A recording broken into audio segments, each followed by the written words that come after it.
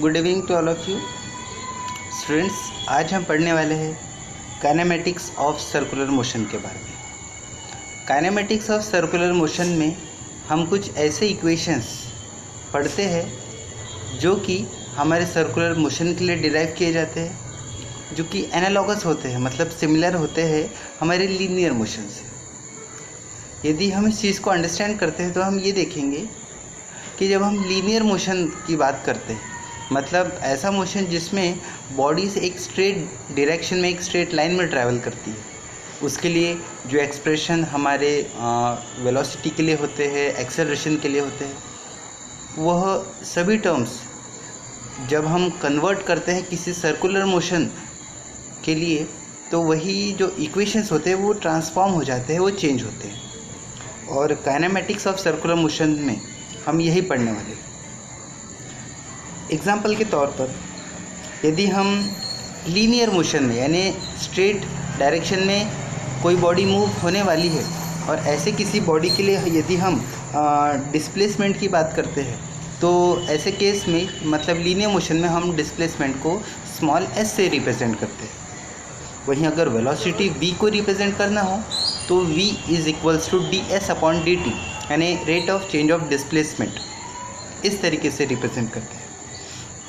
इसके अलावा यदि हम एक्सेलरेशन की बात करें, so the acceleration is rate of change of velocity, that is a equals to dv/dt। ये जो मैंने इक्वेशंस बताए यह होते हैं लीनियर मोशन के, मतलब इन केस जब बॉडी एक लीनियर डायरेक्शन, एक स्ट्रेट लाइन में ट्रैवल करे। लेकिन काइनेमेटिक्स ऑफ सर्कुलर मोशन में हम इन्हीं इक्वेशंस को कन्वर्ट करते हैं एंगुलर टर्म्स में। फॉर एग्ज़ाम्पल के लिए, जैसे अगर हम बात करते हैं डिस्प्लेसमेंट की, तो डिस्प्लेसमेंट बन जाता है एंगुलर डिस्प्लेसमेंट, जिसे रिप्रेजेंट करते हैं थीटा से। इन सेकेंड केस यदि हम बात करते हैं वेलोसिटी की, तो वह सर्कुलर मोशन के फॉर्म में वेलोसिटी बन जाती है एंगुलर वेलोसिटी, जिसे आप ओमेगा इस सिंबल से रिप्रेजेंट करते हैं। और ओमेगा इक्वल्स टू होता है d(θ/dt), मतलब rate of change of angular displacement. इसके अलावा यदि हम एक्सेलरेशन की बात करें तो एक्सेलरेशन a ट्रांसफॉर्म हो जाता है अल्फ़ा के फॉर्म में, ये होता है एंगुलर एक्सेलरेशन। और जैसे एंगुलर एक्सेलरेशन अल्फ़ा को जो फॉर्मूला लिखा जाता है वो होता है अल्फ़ा इक्वल्स टू d(ω/dt),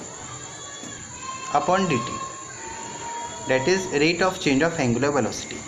इसका मतलब ये है कि काइनेमेटिक्स ऑफ सर्कुलर मोशन में हम इन्हीं इक्वेशंस को, जो इक्वेशंस हमारे लीनियर मोशन के लिए डिराइव किए गए थे, उन्हीं को हम ट्रांसफॉर्म मतलब चेंज करके बताते हैं हमारे सर्कुलर मोशन के लिए। तो ये सारे इक्वेशन एनालॉगस होते हैं। इसके अलावा आपको इस बात का भी पता होना चाहिए कि जब हम लीनियर वर्ल्ड और एंगुलर वर्ल्ड को जब इंटरकनेक्ट करते हैं, for example velocity, linear velocity v और एंगुलर वेलोसिटी ओमेगा, इन्हें जब हमें इंटरकनेक्ट करना होता है तो we have to use a common formula for this things. For example के लिए v vector is equals to omega vector cross r vector. यह एक वेक्टर फॉर्म में एक इक्वेशन है जिसकी मदद से हम लीनियर वेलोसिटी और एंगुलर वेलोसिटी ओमेगा दोनों को इंटरकनेक्ट कर सकते हैं। और यदि हमें डॉट प्रोडक्ट या फिर सिंपल फॉर्मेट में अगर हमें देखना है, जो हम 11th में पढ़ते हैं, तो आप सिंपली रिप्रेजेंट कर सकते हैं v equals to omega r या फिर r ओमेगा, इसमें कोई इफेक्ट नहीं पड़ता है। लेकिन अगर आप क्रॉस प्रोडक्ट के फॉर्म में यदि इसे रिप्रेजेंट कर रहे हो, तो उसके लिए आपको ध्यान रखना है कि v vector equals to omega vector cross r vector. जैसा वेक्टर फॉर्म की अगर हम बात करें तो ज़्यादा फोकस इसके बोल सकते हैं डायरेक्शन के ऊपर होता है, कि डायरेक्शन जो दो वेक्टर्स का direction in the along the same path है कि इन द अपोजिट डायरेक्शन है, ये मैटर करता है।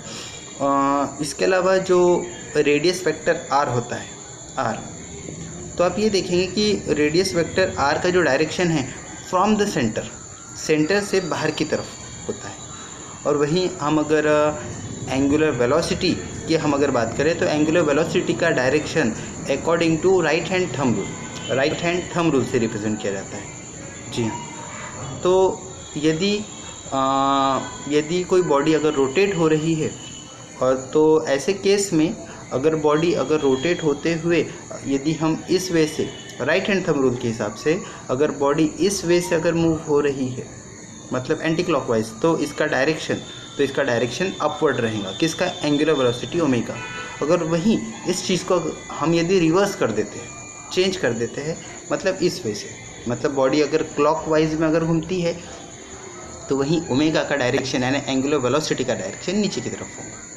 खैर ये तो सिंपल सी चीज़ें हैं जो एंगुलर वेलोसिटी के बारे में, उसका डायरेक्शन, उसके फॉर्मूले के बारे में बताई। ये तो MCQ टाइप्स के क्वेश्चंस में पूछे जाते हैं, लेकिन जो 2 मार्क्स का क्वेश्चन पूछा जाता है कि काइनेमेटिक्स ऑफ सर्कुलर मोशन, इसमें आपको इक्वेशंस लिखने पड़ते हैं लीनियर मोशन के लिए भी और साथ ही साथ एंगुलर मोशन यानी हमारे सर्कुलर मोशन के लिए भी। काफ़ी सिंपल टॉपिक है। मुझे लगता है कि वैसे आप अगर ऑलरेडी रीड कर चुके हो तो आपको कुछ बेसिक अंडरस्टैंडिंग ऑलरेडी आ चुकी है, लेकिन फिर भी यदि कोई अगर डाउट हो तो इस वीडियो को आप 1 से 2 बार रिपीटेडली आप पढ़िए, मतलब देखिए, ऑब्जर्व कीजिए। I hope you will fully able to understand this topic. तो चलिए मिलते हैं हमारे अगले क्लास में। जो हम पढ़ेंगे वो पढ़ेंगे यूनिफॉर्म सर्कुलर मोशन के बारे में। जाते जाते एक चीज़ और मैं आपसे यह कहना चाहूँगा कि जब पार्टिकल जब मूव होता है, जब सर्कुलर मोशन परफॉर्म करता है, एग्जांपल के तौर पर कोई सीलिंग फैन जब अपने एक्सिस पे जब रोटेट करता है, या फिर जो उसके ब्लेड्स है, फ़ैन के जो ब्लेड्स है, जब सर्कुलर मोशन परफॉर्म करते हैं तो वह एक पर्टिकुलर स्पीड से मतलब घूमते हैं, अपना सर्कुलर मोशन परफॉर्म करते हैं। तो ऐसे केस में वह 1 सेकेंड में कितने बार मूव हो रहा है, वो जो फ़ैन का ब्लेड है 1 सेकेंड में कितने बार मूव हो रहा है, 1 टाइम, 2 टाइम, 3 टाइम्स, उसे नॉर्मली हम कहते हैं, मतलब सिंपल लैंग्वेज में कहें तो हम कहते हैं कि फ़ैन की स्पीड बढ़ानी है। लेकिन फिज़िक्स के टर्म में हम इसे ऐसा नहीं कहते।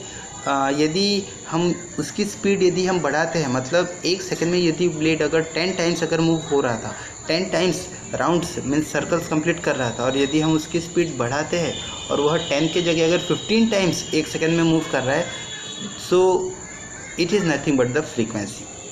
जी हाँ, तो फ्रीक्वेंसी क्या होती है कि the number of circular motion और number of revolution in 1 second, 1 second में कितने बार सर्कल्स कंप्लीट हुए, that is referred as frequency. तो फ्रीक्वेंसी को रिप्रेजेंट किया जाता है स्मॉल f से या फिर स्मॉल n से। अलग अलग ऑथर्स, अलग अलग राइटर्स इसे अलग अलग सिम्बॉल्स के मदद से यूज़ करते हैं। और जो रिलेशन है एंगुलर वेलोसिटी और फ्रीक्वेंसी के लिए वह है omega equals to 2 pi n। Yes, omega equals to 2 pi n। इसका और एक सब्सटीट्यूटिंग फार्मूला भी है, omega equals to 2 pi upon t, capital T, that is period. तो ऐसे दोनों फार्मूले हैं एंगुलर वेलोसिटी ओमेगा के। You can use it as per your according to requirement. So यह जो टॉपिक है काफ़ी सिंपल है, काफ़ी अच्छा है। आई होप आपको अच्छे से अंडरस्टैंड हुआ हो। तो अब मिलते हैं हमारे अगले क्लास में जिसमें हम पढ़ने वाले हैं यूनिफॉर्म सर्कुलर मोशन के बारे में। तब तक के लिए थैंक यू। जय हिंद, जय भारत।